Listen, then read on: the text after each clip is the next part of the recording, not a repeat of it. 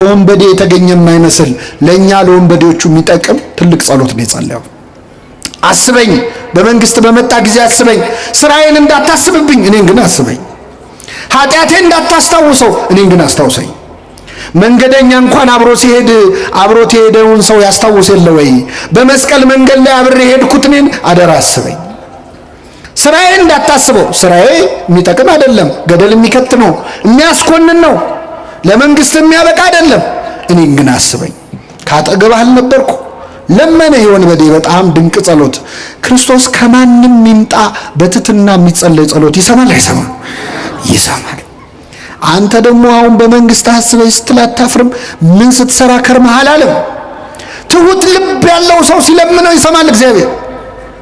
በትህትና ሆነ አሁን የወንበዴ ዛሬ ገነት ልግባ ቢል ኖሮ ምኑ ትዕቢተኛ ነው ያስብላል። እሱ ምንድነው ያለው? በትንሣኤ ዘጉባኤ ሁሉን ስታስነሳ እኔንም መቼስ አትተወኝም፣ እኔንም አብረህ ስታስነሳይ ያኔ አስታውሰኝ ነው ያለው። ዛሬ ከኔ ጋር ቤት ትሆናለህ አለው። እየሰማችሁ ነው? ዛሬ ከኔ ጋር ቤት ትሆናለህ፣ በገነት ትሆናለህ። ይህን ወንበዴ የተቀበለ አምላክ ይቀበለን። የሚገርማችሁ ወንበዴው ገድሉ ብዙ ነው። በጣም አስገራሚ ሰው ነው። ጌታ ሆይ ብሎ ጌትነቱን፣ በመንግስት ብሎ መንግስቱን፣ በመጣ ጊዜ ብሎ ምጽአቱን፣ አስበኝ ብሎ ምህረቱን ጠየቀ። ይህ ብቻ አይደለም። በግራ ያለው ጓደኛው አብሮት ሲሰርቅ ሲበድል የነበረ ሰው ክርስቶስን ተሳደበ። በቀረው ሰዓት ሰደበው። እስቲ እግዚአብሔር ያሳያችሁ። ክርስቶስ ምን ያህል እንደተገረፈ ነግሬያቸዋል። የቆሰለ ሰው ይሰደባል ወይ? እንደዛ ስቃይ ላይ ያለ ይሰደባል ወይ? ተሳለቀበት። ራስህን አድን። እኔ በቤተ ክርስቲያን መከራ የሚሳለቁ ሰዎች ነው የሚመስለኝ ይህ ሰውዬ። የግራ ወንበዴዎች አሉ። አብያተ ክርስቲያናት ሲቃጠሉ፣ ምዕመናን ሲገደሉ ይበላቸው የሚሉ ሰዎች ማለት ይበላቸው። ራስህን አድን። አንተ ክርስቶስ አይደለህ? ሙት የምታስነሳ፣ ድውይ የምትፈውስ እስቲ እንይ የሚሉ ማለት ክርስቶስን ዓርብ ዕለት ያልሰደበው አለ መሰላችሁ? እኔ ከሁሉ የሚገርሙኝ መንገድ ኃላፊዎች ሰድበውታል። በዛ ጋር ሲያልፉ ሰድበውት ያለፏል። አያውቁትም እኮ ግን የሁሉ ሰው የሰደበው መቼስ የሆነ ችግር ቢኖርበት ነው ብለው ስድብ አዋጥተው ሄዱ ሰዎች። ስድብ ከማዋጣት ይጠብቃችሁ። እኛ ቢሆን የጻፍነው አባታችን እንጀራችን ውስጥ ብለን ነው የምንጀምረው። መጀመሪያ ሆዴን ነው፣ ስጋዊ ነው ልመናችን። ይህ ወንበዴ ግን አስቀድማችሁ ጽድቁን መንግስቱን እሹ ነው ያለው። እስቲ መቼ ነው ስዕለት ሲሳል ለንስሐ አብቃኝ ብዬ ተስዬ ነበር የሚል ስለት ሰምታችሁ? ለቁርባን አብቃኝ የሚል ስለት፣ የቤተ ክርስቲያንን መከራ አቁምልኝ የሚል ስለት፣ እስቲ በቃችሁ በለን የሚል ስለት። እዚህ ያለ ሰው ንስሐ ቢገባ ጸጥ እንደሚል ታውቃላችሁ? ማዕበሉ እዚህ ያለው ሰው ብቻ ንስሐ ቢገባ ማረኝ ቢል ዝም ብሎ የውሸት አይደል፣ ግን ንስሐ መግባትም አንፈልግም። ለምን? እምንሰራው የቀረ ብዙ ኃጢአት አለ። ብዙዎቻችን በነገራችን ላይ ንስሐ እንዳንገባ የሚያደርገን ያለፈው ኃጢአታችን አይደለም፣ ለወደፊት ልንሰራ ያሰብናቸው ኃጢአቶች ናቸው። እቅዶቻችን ናቸው ያስፈሩን። ገና የቀረ ፕላን አለን። ስለዚህ አይቀስ ብዬ በኋላ ገባለሁ እንድንል ያደረገን ገና ከኃጢአት ፍቅር ስላልተላቀቅ ነው። አምላካችን ያላቀን። በመንግስት በመጣ ጊዜ ምን በለኝ አለ? አስበኝ። ዛሬ ከኔ ጋር ቤት ትሆናለህ አለው፣ በገነት ትሆናለህ አለው። ይህ ወንበዴ 10 ደቂቃ ባልሞላች ጊዜ ውስጥ ነው ክርስቶስን አናግሮ ንስሐ ገብቶ ገነት የገባው። እኛ ጊዜ የለኝም ወደ እግዚአብሔር ለመመለስ እንላለን። ሰበብ ምን ቢዚ ብትሆን፣ በስራ በትምህርት በማህበራዊ ህይወት ብትወጠሩ ከዚህ ወንበዴ በላይ አልተቸነከራችሁ። ሰበብ የለንም። ይህ ወንበዴ በደቂቃ ምህረት እንዳገኘ ተመለሱ እንጂ እግዚአብሔር ወደ ሁላችን ይመለሳል። ጌታችን እኮ ከሚስማር በላይ የወጉ ሐዘኖች አሉት። ዓርብ ዕለት ታውቃላችሁ? የእመቤታችን እንባ ራሱ ለቅሶ፣ ስድቡ፣ ጥላቸው፣ ክህደቱ፣ ሐዋርያቱ ጥለውት ሄዳቸው እና የወንበዴ በግራ ያለው ሰደበው። የቀኝ ወንበዴ ግን ምን አለ? አንተ እንደዚህ አይነት ፍርድ ላይ ያለ እግዚአብሔርን አትፈራም? እኛስ ስላደረግነው የሚገባንን እንቀበላለን፣ ይህ ግን ምንም ክፋትን አላደረገም። ጓደኛውን መከረው። አንተ በእግዚአብሔር እጅ ተይዘ ልትሞት ደቂቃ ቀርቶ እግዚአብሔርን አትፈራውም ወይ አለ። የጥበብ መጀመሪያ ምን ይስበከው ከዚህ በላይ? የጥበብን መጀመሪያ ነገረው። እግዚአብሔርን ፍራ እንጂ አትፈራም ወይ ብሎ መከረው። አብረው ነው ኃጢአት የሰሩት። ይሄ ንስሐ ገብቶ በመንግስት አስበይ ብሎ ገነት ገባ። ያ ግን በቀረችው ዕድሜ እስከ ዛሬ ኃጢአት የነበረው የምግባር ችግር ነው፣ የክህደት ጨምሮበት የሃይማኖት ችግር አድርጎት ተኮነነ። ሁላችንም የሆነ ጓደኛ ይኖረናል። አብረን ኃጢአት እንሰራለን፣ አብረን ግን ንስሐ እንገባ። አብረን እንጠጣለን፣ አብረን እንሰክራለን። ና እንጠጣ፣ ና እናመንዝር፣ ና እንጨፍር፣ ና እንስከር የሚል ጓደኛ አለ። ና ንስሐ እንግባ የሚል ግን የለም። አብሮ መበደል እንጂ አብሮ ይቅልበናል ማለት እኮ አንችልም። ጓደኛ ማለት ለኃጢአት የሚጠራህ አይደለም፣ ለንስሐ የሚጠራህ ነው። ይህ ወንበዴ ከጎኑ ያለውን አብሮት የተሰቀለውን ጓደኛውን እግዚአብሔርን ፍራ እንጂ ብሎ መከረው። አንድ ሁለት፣ እኛ ስላደረግነው የሚገባንን እንቀበላለናል። ለተረገመው የመስቀል ሞት የሚያበቃ ኃጢአትን ምን ብለናል? ሰርተናል አለ። ተአምኖ ኃጣው ማለት ኃጢአቱን አመነ። ሶስተኛ ማንም ያልመሰከረው ምስክር። አንተ ማነ?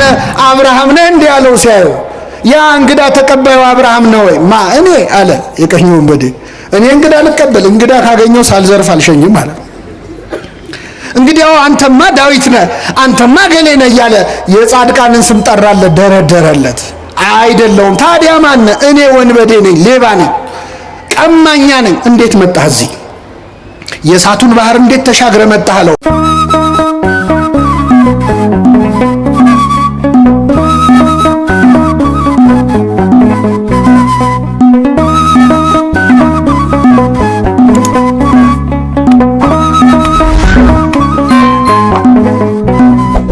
ከተሰቀሉት ከክፉ አድራጊዎቹም አንዱ አንተስ ክርስቶስ አይደለህምን?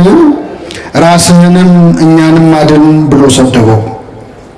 ሁለተኛው ግን መልሶ አንተ እንደዚህ ባለ ፍርድ ላይ ሳለህ እግዚአብሔርን ከቶ አትፈራውምን? ስላደረግነው የሚገባንን እንቀበላለንና በእኛስ እውነተኛ ፍርድ ነው። ይህ ግን ምንም ክፋትን አላደረገም ብሎ ገሰጸው። ኢየሱስንም ጌታ ሆይ በመንግሥትህ በመጣህ ጊዜ አስበኝ አለው። ኢየሱስም እውነት እልሃለሁ ዛሬ ከእኔ ጋር በገነት ትሆናለህ አለው ይላል። ስለ ቃሉ አምላካችን ስም የተመሰገነ ይሁን።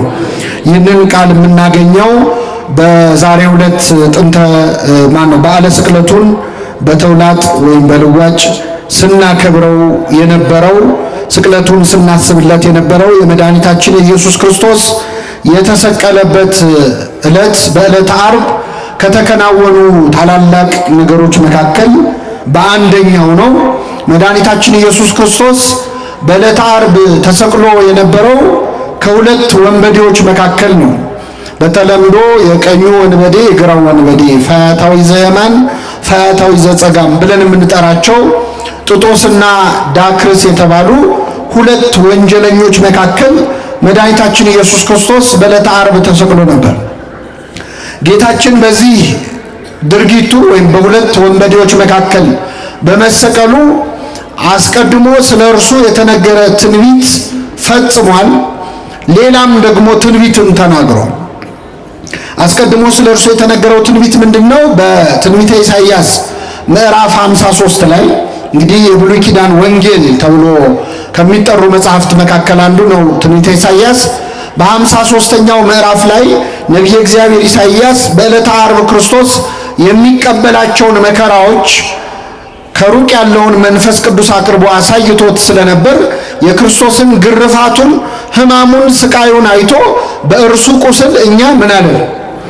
ተፈወስን። እንደ በግ ለመታረድ ተነዳ፣ በሸላቾቹ ፊት ዝም እንደሚል በግ እንዲሁ አፉን አልከፈተም ብሎ ስለ ክርስቶስ መከራ ከተናገረ በኋላ በመጨረሻ ከአመፀኞች ጋር ተቆጠረ ብሎ ተናግሮ ነበር። ከምኖች ጋር?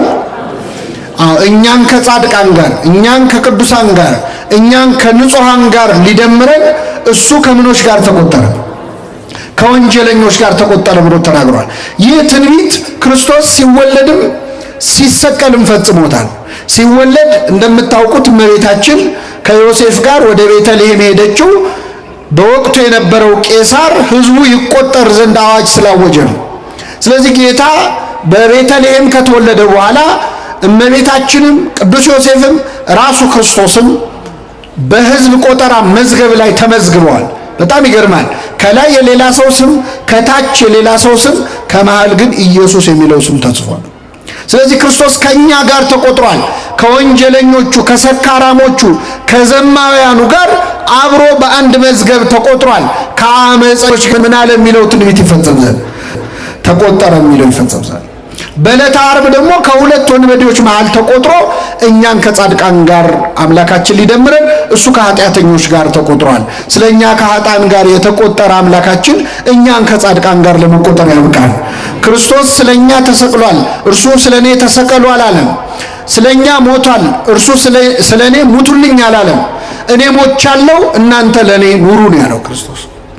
እኔ ስለናንተ ከኃጢአተኞች ጋር ተቆጥሬያለሁ፣ እስቲ እናንተ ለኔ ብላችሁ ከኃጢአተኞች ቁጥር ውጡ ነው ያለው። እሱ ከሰካራሞች ጋር ተቆጥሯል፣ እናንተ ከስካር ውጡ።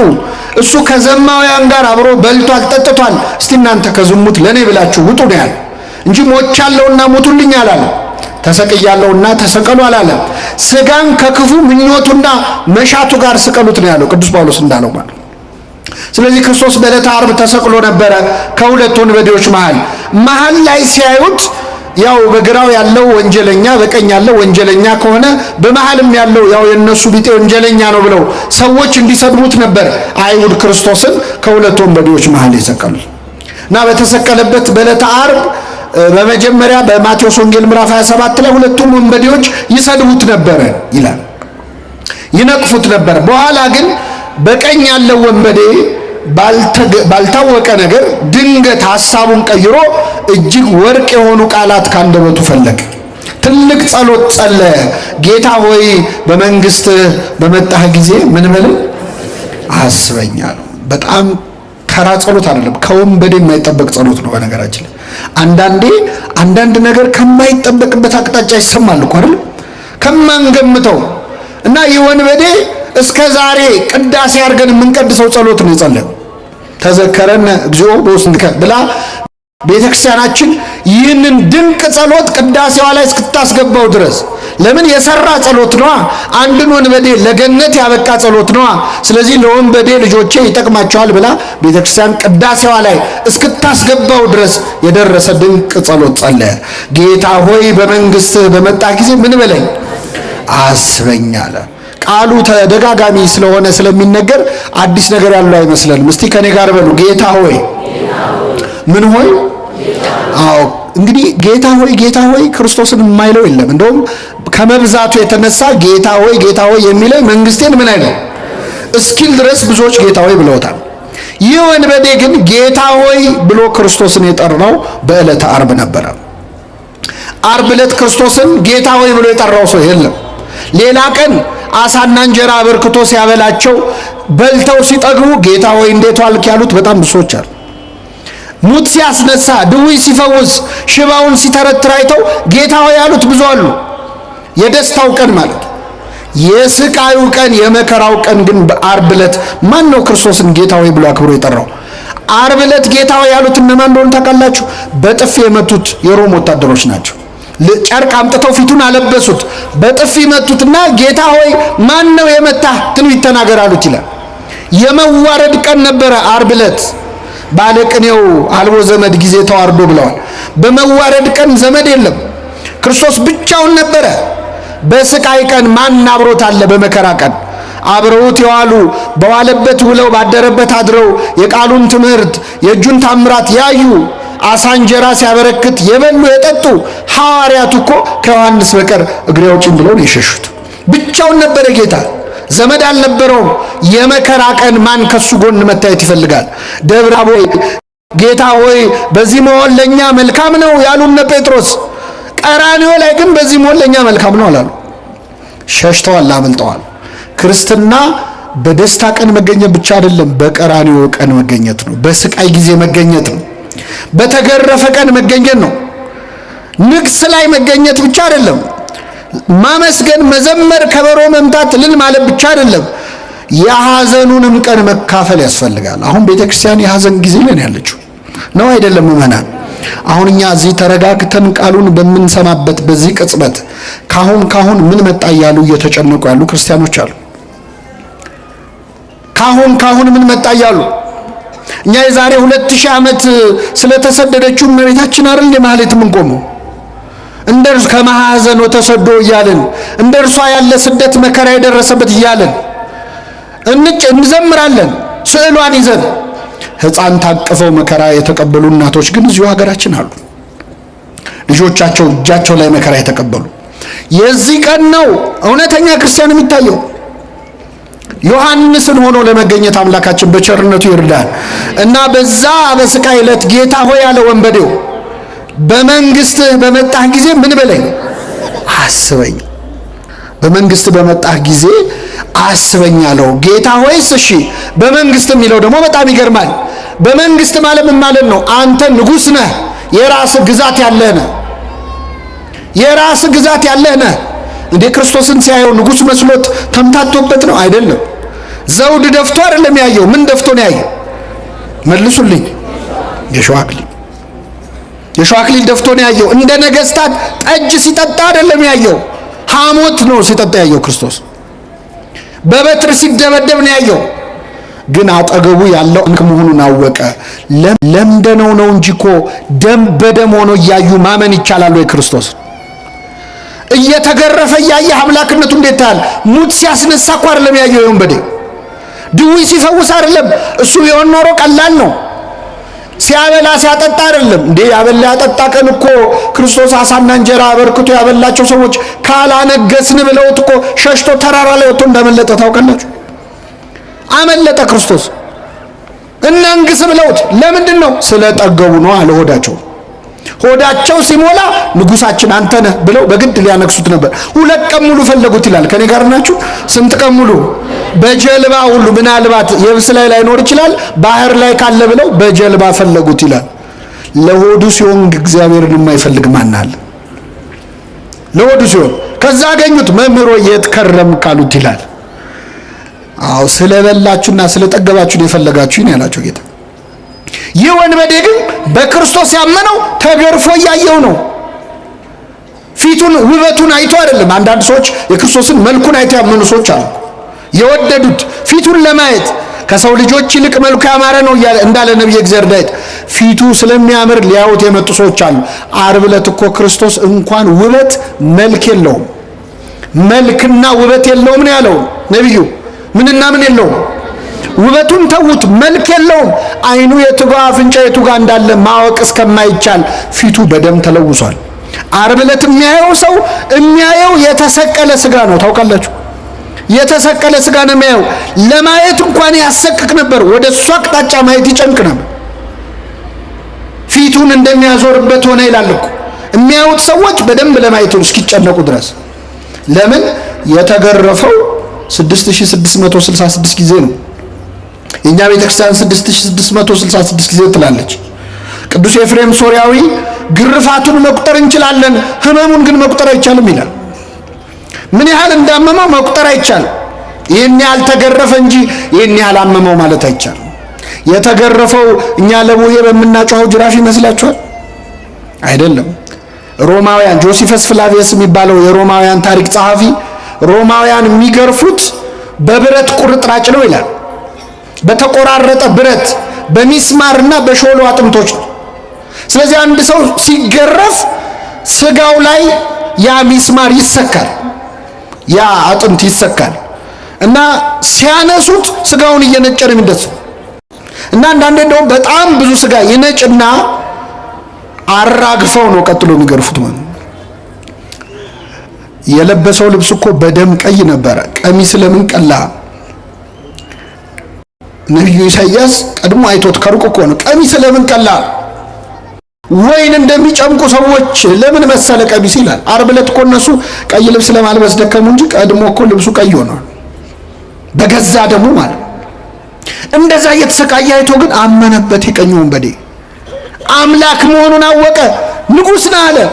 በመንግስት አለ። በመንግስት ብቻ አይደለም፣ በመጣህ ጊዜ አስበኝ። ምን ባልክ ጊዜ? ምን ማለት ነው? አሁን እንደማይ ሞት አትቀርም፣ ከሞት ትነሳለህ። ተነስታ አትቀርም፣ ወደ ሰማይ አርጋ አትቀርም፣ ዳግም ልትፈርድ በመጣህ ጊዜ። አይገርማችሁ? አጠገቡ ያለው ሞቶ እንደማይቀር ከሞት ተነስቶ እንደሚያርግ አርጎ እንደማይቀር እንደሚመጣ ሊፈርድ እንደሚመለስ አውቋል ወንበዴው። በምን አወቀ? ኢትዮጵያዊ ሊቅ ቅዱስ ያሬድ ዛሬ አባቶቻችን ሲያዜሙት የነበረው ፈያታዊ ዘየማን መኑ ማሐረከ ታይምር ዘንተ፣ የቀኝ ወንበዴ ይህንን እንድታውቅ ማን ያስተማረ? የት ነው የተማርከው? አጠገቤ ያለው ንጉሥ መሆኑን በምን አወቅ? ምጽአቱን ማን ነገረ ብሎ ቅዱስ ያሬድ ይጠይቀዋል። ከዛ ራሱ ቅዱስ ያሬድ በመንፈስ ቅዱስ ተቃኝቶ ራሱ ይመልሳል። ነቢያትን አልተከተልኩም፣ ነቢያት አላስተማሩኝም፣ ሐዋርያትም አልሰበኩኝም፣ ፀሐይ ጠቅሳ ጠራችኝ፣ እሷን ባየው ጊዜ አመንኩኝ ይላል። ይህንን ወንበዴ የመለሰችው ማን ነበረች? ፀሐይን። ፀሐይ ጨለመ፣ ጨረቃ ደም መሰለ፣ ከዋክብት ረገፉ። ያኔ የፀሐይ አምላክ አጠገቡ እንዳለ አወቅ። ፀሐይን አይቶ የወንበዴ ተመለሰ። በፀሐይ ስብከት ንስሐ ገባ። እኛ ስንት ስብከት ሰምተናል? ምን እስቲ ንገሩኝ፣ ስንት ስብከት ሰምተናል? አዎ ተመለስ ያለው ፀሐይ አይቶ ይመለሳል። ተመለስ ያለው መመለስ ያቃተው ደግሞ 30 ስብከት ሰምቶ ያወዳድራል። የዛሬው ጥሩ ነው ይላል። ጴጥሮስ ዶሮ ሲጮህ ሰምቶ ነው ንስሐ የገባው። ምን ሲጮህ? እኛ ስንት ዶሮ ሲጮህ ሰማን? እኛ ብንሆን አርደን እንበላው ነበር አይደል? እና ወንበዴው ተመለሰ። ይህን ወንበዴ የመለሰው ፀሐይ ብቻ ነበረች ይላል ቅዱስ ያሬድ። አረ የለም ይላል ቅዱስ ዮሐንስ አፈወርቅ ደግሞ አይመስለኝም፣ ፀሐይ ብቻ አትመስለኝም። ክርስቶስ እዛው መስቀል ላይ የተናገረው ንግግር ሳይሆን አይቀርም የዚህን ወንበዴ ልቡን የሰበረው። ምን ብሎ ተናገረ? የሚያደርጉትን አያውቁምና ምን በላቸው? ይቅር በላቸው። ገና ሚስማሩ ከእጁ ሳይወጣ እኮ ነው። ገና ችንካሩ ልቡ ድረስ እያመመው የሚያደርጉትን አያውቁምና ይቅር በላቸው ሲል ሲሰማ ይህ ወንበዴ በክርስቶስ ርኅራኄ ውስጥ በክርስቶስ ፍቅር ውስጥ የሱ ጭካኔ ጎልቶ ታየ። ስለዚህ ምን አለ? ጌታ ሆይ በመንግስት ምን በለኝ አስበኛል። የኢትዮጵያዊ ሊቅ አባ ጊዮርጊስ ዘጋስጫ ደግሞ የለም ይህንን ወንበዴ ፀሐይም የጌታ ንግግር ማይመኝ ከጌታ አጠገብ አይደል የተሰቀለው? ምናልባት የክርስቶስ ጥላው የመስቀሉ ጥላ እሱ ላይ አርፎበት ሳይሆን አይቀርም የዚህ ወንበዴ ልብ የተመለሰው ይላል። ጌታችን በእውነት በሁላችን ላይ ጥላውን ያሳርፍብን። አዎ የጴጥሮስ ጥላ ይፈውስ የለ የክርስቶስ ጥላ ምናልባት ልቡን ሳይመልሱ አይቀርም። ለምንድን ነው የሁሉ የሚያደንቁት ሊቃውንቱ? እንደው ምን እንዴት ሊያቅ ቻለ የሚሉት የጸለዩ ጸሎት ተራ ጸሎት ስላልሆነ ነው። ጌታ ሆይ በመንግስት በመጣ ጊዜ ምን በለኝ አስበኝ። ድንቅ ጸሎት ከወንበዴ የተገኘ የማይመስል ለኛ ለወንበዴዎቹ የሚጠቅም ትልቅ ጸሎት ነው የጸለየው። አስበኝ፣ በመንግስት በመጣ ጊዜ አስበኝ። ስራዬን እንዳታስብብኝ እኔን ግን አስበኝ። ኃጢአቴን እንዳታስታውሰው እኔን ግን አስታውሰኝ። መንገደኛ እንኳን አብሮት የሄደውን ሰው ያስታውስ የለ ወይ? በመስቀል መንገድ ላይ አብሬ ሄድኩት እኔን አደራ አስበኝ።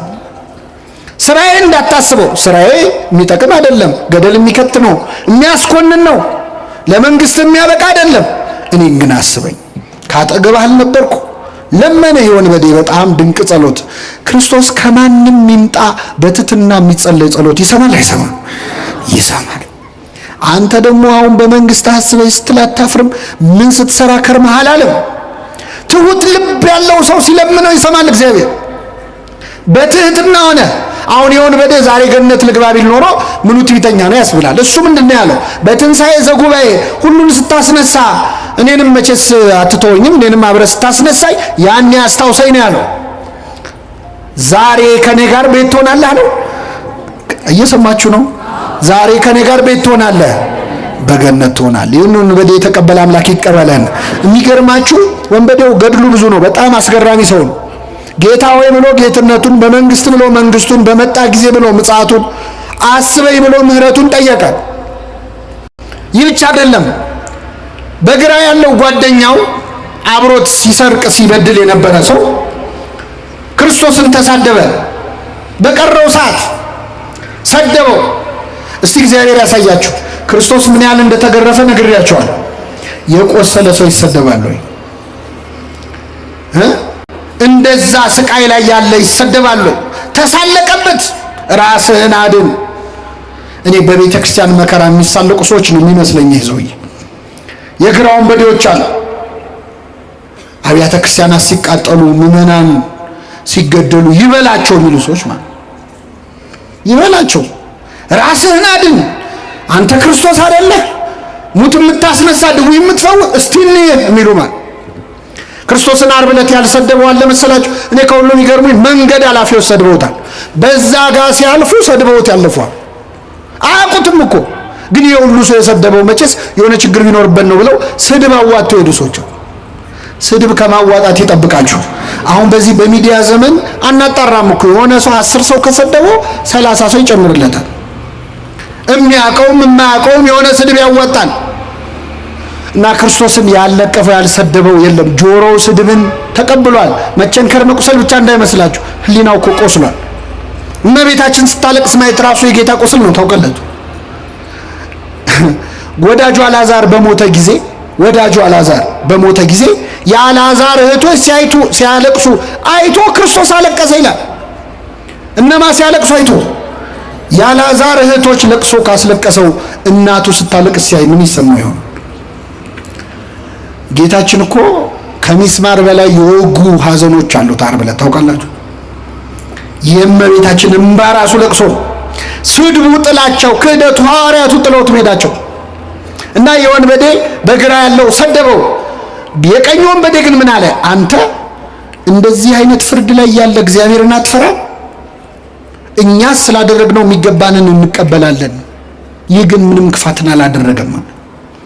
ጓደኛውን መከረው። አንተ በእግዚአብሔር እጅ ተይዘ ልትሞት ደቂቃ ቀርቶ እግዚአብሔርን አትፈራውም ወይ አለ።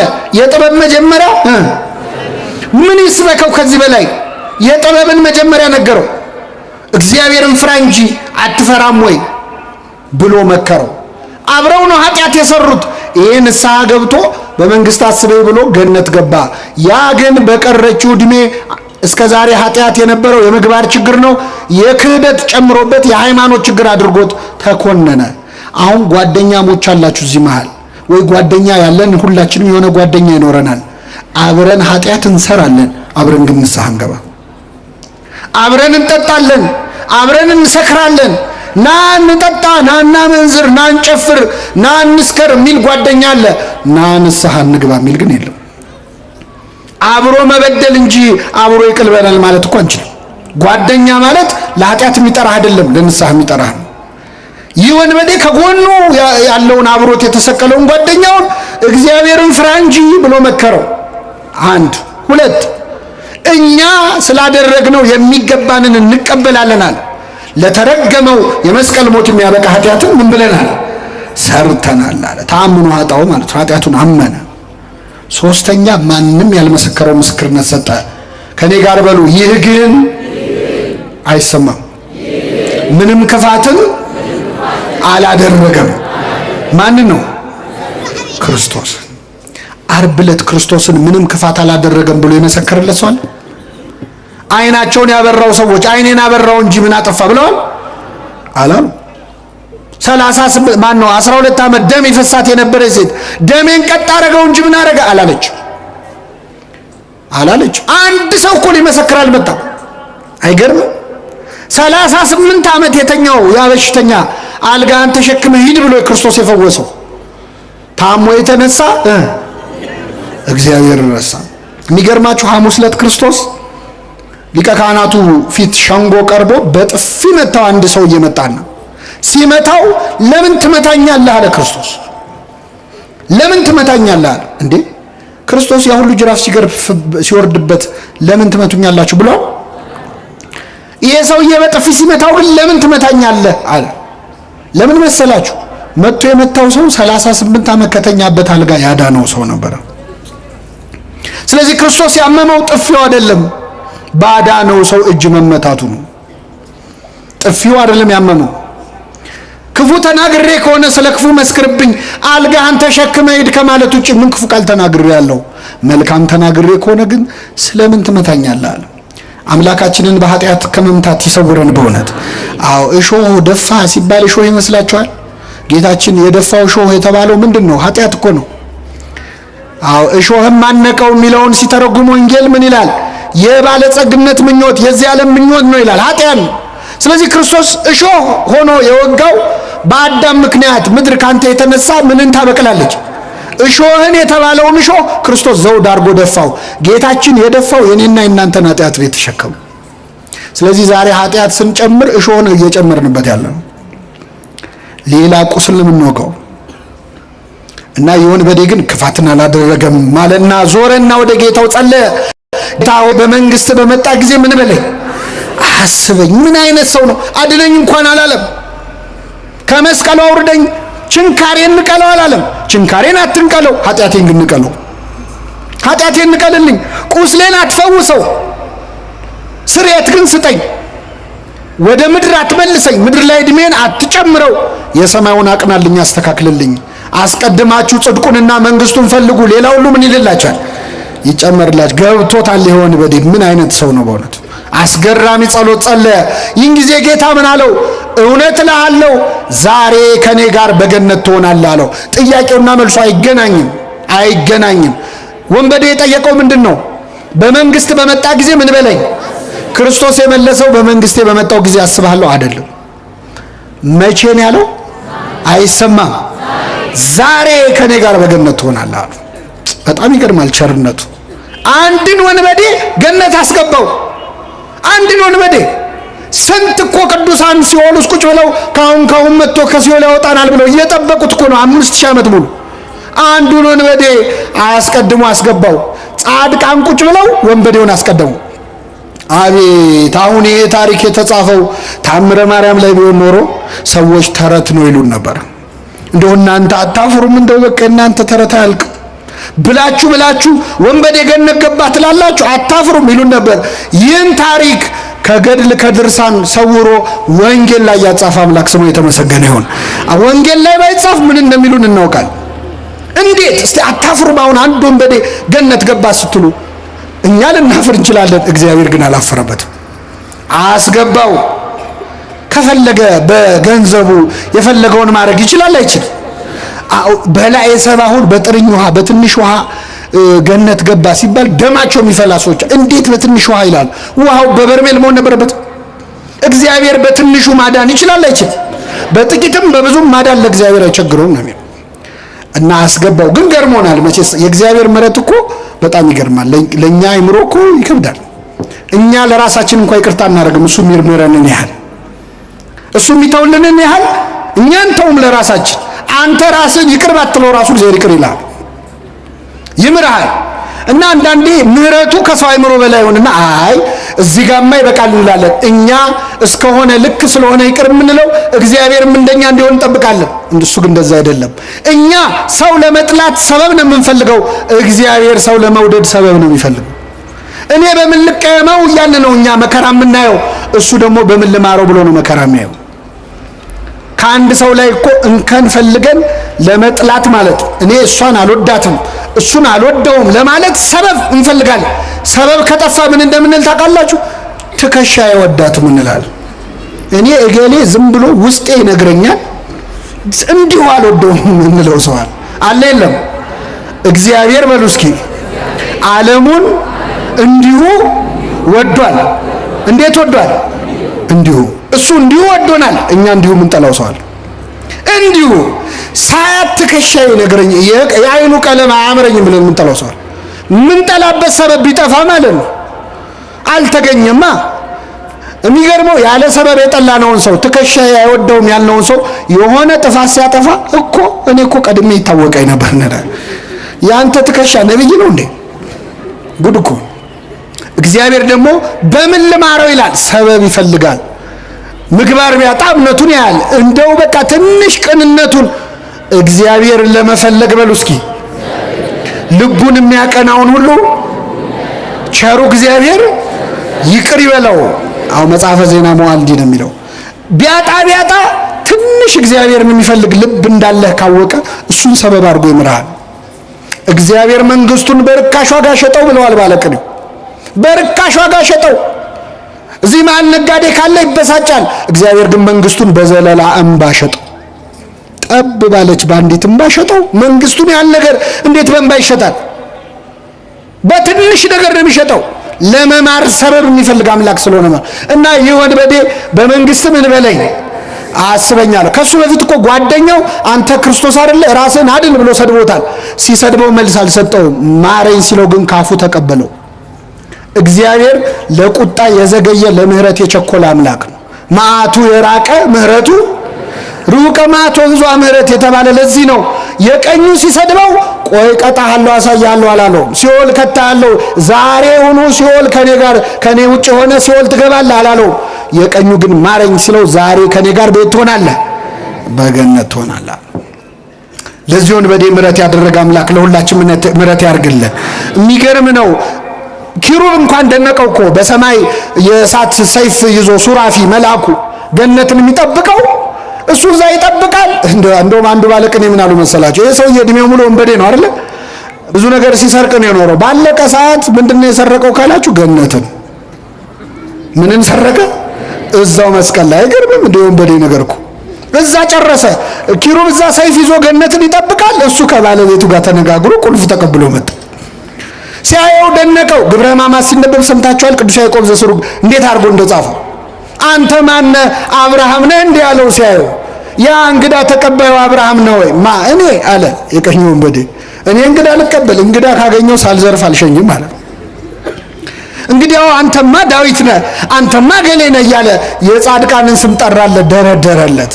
አይደለውም። ታዲያ ማነ? እኔ ወንበዴ ነኝ፣ ሌባ ነኝ፣ ቀማኛ ነኝ። እንዴት መጣህ እዚህ?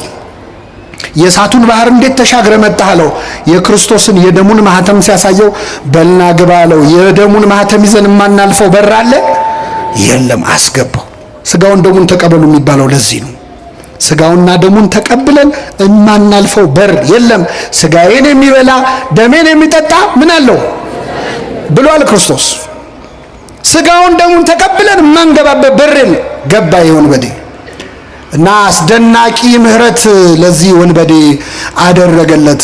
ልመናውና መልሱ ግን የተለያየ ነው። ዛሬ ከኔ ጋር ቤት ትሆናለህ። እግዚአብሔር ጥቂት ሲለምኑት ብዙ የሚሰጥ አምላክ ነው። ሰሎሞን ጸሎት ጸለየ። ይገርማቸዋል። መጣና መቅደሱን ሰርቶ ተንበረከከ። ምን ብሎ ጸለየ መሰላችሁ? እንደው ጌታ ሆይ ሌላ አይደለም ጥበብንና ማስተዋልን ስጠኝ አለ። ሲለው ምን አለ እግዚአብሔር? ሀብት አልለመንከኝም፣ ዝና አልለመንከኝም፣ ወይም ደግሞ ጠላቶቼን ድል የምነሳበት ኃይል ስጠኝ አላልክም። አንተ የለመንከው ጥበብና ማስተዋልን ስለሆነ ሀብቱንም ዝናውንም ድል መንሳቱንም ጨምሬ ሰጥቻለሁ አለ።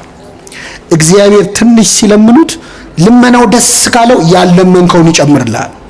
ሌላ ልጨምርላችሁ። ሁለት ሰዎች ሊጸልዩ ወደ ቤተ መቅደስ መጡ። አንዱ ቀራጭ ነው፣ ኃጢአተኛ ነው። ሁለተኛ ፈሪሳዊ ነው። ሁለቱም መጸለይ ጀመሩ። ፈሪሳዊው እንደው በጣም አስቂኝ ጸሎት ነው ያደረገው። ምንድነው? ጽድቁን ነው የሚያወራው። ጌታ ሆይ በሳምንት ሁለቴ ጾማለሁ፣ በሳምንት ሁለቴ ምን እላለሁ? አሁን ጸሎት ነው ሪፖርት ነው። ጾማለሁ፣ ካለኝ ከ10 አንዱን እሰጣለሁ፣ እንዲህ አደርጋለሁ እያለ ይመጻደቃል። ቀራጩ ዘጋ ቆሟል እና እየጸለየ ዞር ብሎ ሳይው ቀራጭም አለ። በሳምንት ሁለቴ ጾማለሁ፣ አስራት አወጣለሁ፣ እንደዚህ ሰውዬ ስላላደረከኝ ምን እልሃለሁ? አይገርም? ምጽድቂያው ማለት ነው። እንደዚህ ሰውዬ ስላላደረከኝ አመሰግንሃለሁ አለው። ያ ሰውዬ ግን ቀና ብሎ ማየት ፈርቶ ቀራጩ ማለት ነው። ልክ ምናሴ በጸሎቱ እንዳለው ቀና ብዬ የሰማይ ርዝመት አይዘንድ አገባቢ አይደለም እንዳለው ቀና ማለት ፈርቶ ወደ መሬት አጎንብሶ ጌታ ሆይ እኔን ኃጢአተኛውን ማረኝ። እስኪ በሉ እኔን ኃጢአተኛውን ማረኝ። ልክ ይህንን ሲል ይህ ቀራጭ ይላል ጻድቅ ሆኖ ወደ ቤቱ ተመለሰ ይላል። ከዚህች ቤተ ክርስቲያን ጻድቅ ሆኖ ለመመለስ ያውቃል። አይገርምም? ኃጢአተኛ ሆኖ ገብቶ ምን ሆኖ ተመለሰ። አሁን እኔ እሱን አይደለም የፈለኩት፣ ጌታ ሆይ ጻድቅ አድርገኝ ብሎ ጸለየ። እኔ ጸለየው ምንድነው ያለው? እኔን ኃጢአተኛውን ምን በለኝ ማረኝ። እሱ ምህረት ነው የለመነው። አረ ምህረት ብቻ አይበቃህም አንተ ጻድቅ አድርጌሃለሁ። እግዚአብሔር ትንሽ ሲለምኑት ብዙ የሚሰጥ አምላክ። እግዚአብሔር ጸሎታችንን አስተካክሎ ይስማል። አሁን እኮ በእውነት እግዚአብሔር አቅንቶት ካልሆነ የኛ ጸሎት ነው። እየሰማችሁ ነው? ሲጀመር የኛ ጸሎት አንደኛ አባታችን ሆይ መቼ ጀመረን ከመቼው እንዳለቀ ገርሟችሁ ያውቃል? ብን ያለ ጸሎት ነው። ወይ ትኩረት የለው ወይ ተመስጦ የለው። ለምነው ምድራዊ ነገር። ይሄ ወንበዴ ከኛ እንዴት ተሻለ? ጌታ ሆይ በምን አስበኝ ነው ያለው። በምን እኛ ምን ለምነው መንግስቱን ነው ወይ? እስቲ ዛሬ ጸልየ ነው የምንሄደው ጸሎት ስንገባ ጸልየን የገባው ጸሎት መንግስቱን ነው። እንደው አደራህን የመንግስትህን ነገር ብለናል። ምድራዊ ነገር እኮ ነው ልመናችን። እኔ አባታችን የሚለው ጸሎት ራሱ እኛ ብንሆን የጻፍነው ብዬ አስባለሁ አንዳንዴ። አባታችን ሆይ በሰማያት ስምህ ምን ይበል፣ ከዛስ ፈቃድ በሰማይ እንደሆነች፣ ከዛስ የዕለት አሁን እግዚአብሔር ስለሰጠን ነው እንጂ እኛ ቢሆን የጻፍነው አባታችን እንጀራችን ውስጥ ብለን ነው የምንጀምረው። መጀመሪያ ሆዴን ነው፣ ስጋዊ ነው ልመናችን። ይህ ወንበዴ ግን አስቀድማችሁ ጽድቁን መንግስቱን እሹ ነው ያለው። እስቲ መቼ ነው ስዕለት ሲሳል ለንስሐ አብቃኝ ብዬ ተስዬ ነበር የሚል ስለት ሰምታችሁ? ለቁርባን አብቃኝ የሚል ስለት፣ የቤተ ክርስቲያንን መከራ አቁምልኝ የሚል ስለት፣ እስቲ በቃችሁ በለን የሚል ስለት። እዚህ ያለ ሰው ንስሐ ቢገባ ጸጥ እንደሚል ታውቃላችሁ? ማዕበሉ እዚህ ያለው ሰው ብቻ ንስሐ ቢገባ ማረኝ ቢል ዝም ብሎ የውሸት አይደል፣ ግን ንስሐ መግባትም አንፈልግም። ለምን? እምንሰራው የቀረ ብዙ ኃጢአት አለ። ብዙዎቻችን በነገራችን ላይ ንስሐ እንዳንገባ የሚያደርገን ያለፈው ኃጢአታችን አይደለም፣ ለወደፊት ልንሰራ ያሰብናቸው ኃጢአቶች ናቸው። እቅዶቻችን ናቸው ያስፈሩን። ገና የቀረ ፕላን አለን። ስለዚህ አይቀስ ብዬ በኋላ ገባለው እንድንል ያደረገን ገና ከኃጢአት ፍቅር ስላልተላቀቅን ነው። አምላካችን ያላቀን በመንግስት በመጣ ጊዜ ምን በለኝ አለ፣ አስበኝ። ዛሬ ከኔ ጋር በየት ትሆናለህ አለው፣ በገነት ትሆናለህ አለው። ይህ ወንበዴ 10 ደቂቃ ባልሞላች ጊዜ ውስጥ ነው ክርስቶስን አናግሮ ንስሐ ገብቶ ገነት የገባው። እኛ ጊዜ የለኝም ወደ እግዚአብሔር ለመመለስ እንላለን። ሰበብ ምን ቢዚ ብትሆን በስራ በትምህርት በማህበራዊ ህይወት ብትወጠሩ ከዚህ ወንበዴ በላይ አልተቸነከራችሁ። ሰበብ የለንም። ይህ ወንበዴ በደቂቃ ምህረት እንዳገኘ ተመለሱ እንጂ እግዚአብሔር ወደ ሁላችን ይመለሳል። የኛ ንስሐ የማያስተካክለው ነገር የለም። ጸሎታችንን አርትቶ ስለሚሰማ ማለት ነው። አንድ አባት ያደረጉትን ልንገራችሁና አበቃለሁ። ጸሎት ብዙ ጊዜኛ የምንጸልየው ጸሎት የማይሰማበት አንዱ ምክንያት እግዚአብሔር ስለሚወደን ነው። እስኪ በሉ እግዚአብሔር ምን ስለሚነው? ለምን መሰላችሁ? አሁን እዚህ መሀል ወላጆች አላችሁ፣ ልጃችሁ እንደው ቤት ውስጥ አይጥ አስቸግሯችሁ ላይጥ ብላችሁ የገዛችሁት መርዝ ቢኖር ይህንን መርዝ በዳቦ አድርጌ ካልበላው ብሎ ልጁ ቢያለቅስ ወይ ልጄ ለምን ጓጉቶ ይቀራል ብላችሁ ትሰጡታላችሁ? ቢያለቅስስ? አለቀሰ እኮ ትሰጡታላችሁ? እንገርፈዋለን እንጂ አንሰጠውም። ለምን? ልጃችን ስለሆነ። እግዚአብሔር አባት ነው። ስንት ክፉ ነገር ለምን ነው ይገርማቸዋል። ስንት ነገር የማይጠቅመን ክፉ ነገር ለምን ነው። ሲጀመር አቋምም የለንም እኛ እኮ ስንጸልይ ታውቃላችሁ። ዛሬ በአብዛኛው የማየው ወጣቶች ነው። የወጣቶች ጸሎት ብዙ ጊዜ ከጋብቻ ጋር የተያዘ ነው አይደለም? አዎ፣ አንድ ወጣት ይመጣና አንዲትን ሴት ይወዳል። እንደው ጌታ ሆይ መድኃኒዓለም እቺን ልጅ እጄ ካስገባ የዛሬ ዓመት ድባብ ነው የምሰጠው ይላል።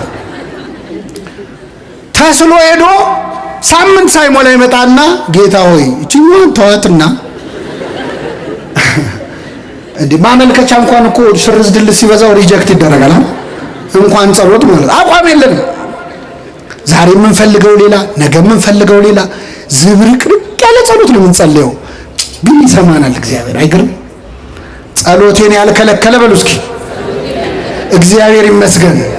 ምን መሰላችሁ? ልትጸልዩ ስትመጡ ዝም በል ይላል እግዚአብሔር።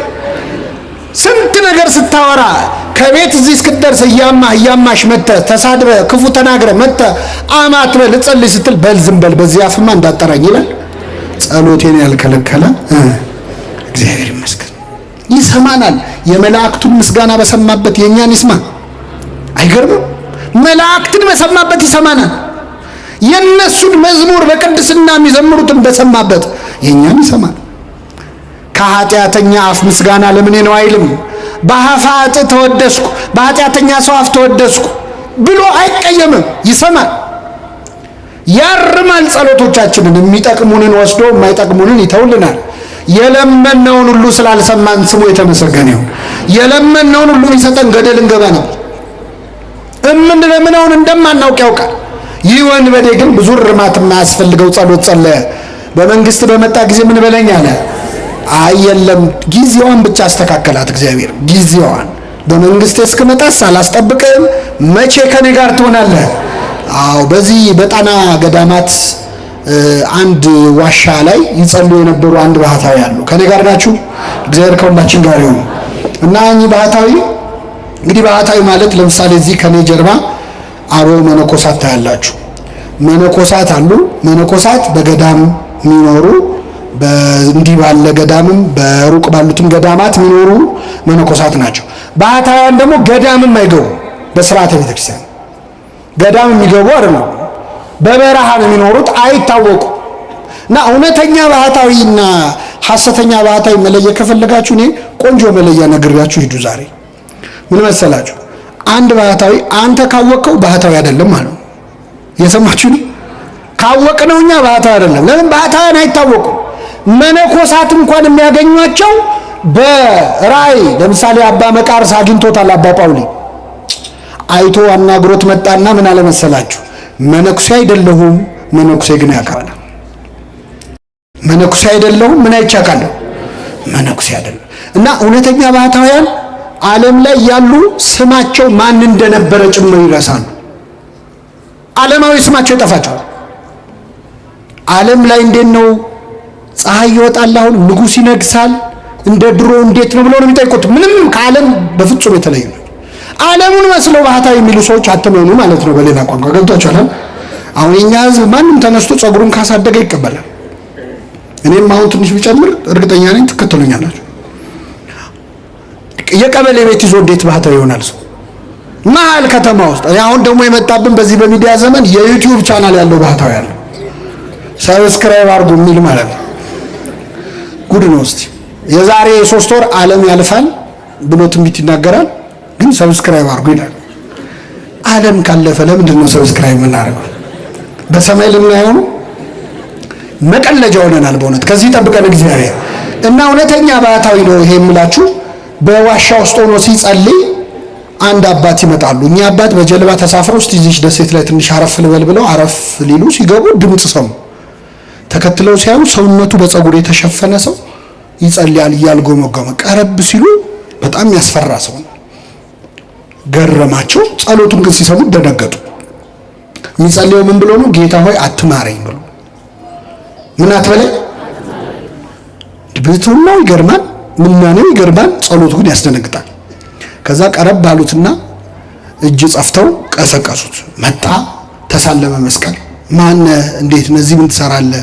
እንደዚህ ነው። ስንት ዓመት ወዲህ? ይህን ያህል። ጥሩ ነው ያለ ያስከው ነገር ግን የምትጸልየው ጸሎት በጣም ይከብዳል። ምን ነው አለ። አትማረኝ የሚል ጸሎት ከየት ነው ያመጣኸው? አይ አንድ ንጉሴ መተው ነው ያስተማሩኛል። አይ ሰይጣን ነው የተጫወተባሉት። ሰይጣን መነኩሴ ነው ብሎ መጥቶ የውሸት ነገር አስተምረዋል። እና ምን ብዬ ልጸልይ አለ። አባታችን ይበላል። አላውቅም አለ። ቅድስና እንጂ እውቀት የለውም። አላውቅም አለ። እውቀት ያስታበያል፣ ፍቅር ግን ያንጻል ይላል ቅዱስ ጳውሎስ። አይገረማቸው። ቁጭ አድርገው እኔ እናንተ የምናውቀውን አቡነ ዘበሰማያት ቁጭ አድርገው አስተማሩት። አባታችን በሰማያት የምትኖር ስምህ ይቀደስ፣ መንግስትህ ትምጣ። በደንብ አስጠኑት። ከዛ ሲችለው በል በቃ እኔ ልሄድ ነው ብለው ተሰናብተውት በጀልባ ተሳፍረው ሄዱ። ቆሞ ሸኛቸው፣ እጁን እያወዛወዘ በጣም ደስ ብሎት በፍቅር አሁን አዲስ ጸሎት ተምሯል። ሊጸልይ ወደ ዋሻው ተመልሶ ጀመረ ጸሎቱን። አባታችን በሰማያት የምትኖር ስምህ ይቀደስ ብሎ ጠፋበት። ቆይ ልመልሰው። በሰማያት የምትኖር ስምህ ይቀደስ ጠፋበት ቢለው ይሰራው ቢያል አይ እኚህ ሰውዬ ሳይርቁኝ በፊት ልድረስባቸውና ይንገሩኝ ብሎ ሮጦ ሄዶ ጀልባውን አስቆመና ስምህ ይቀደስ ብሎ ቀጥሎ ምንድነው አላችሁ? ሮጦ ሄዶ ነው ያልኳችሁ። በምን ላይ ነው ሮጦ? አይሰማም። ሲያዩት ውሃ ላይ እየሄደ ነው። እሳቸው ምን ላይ ነው ያሉት?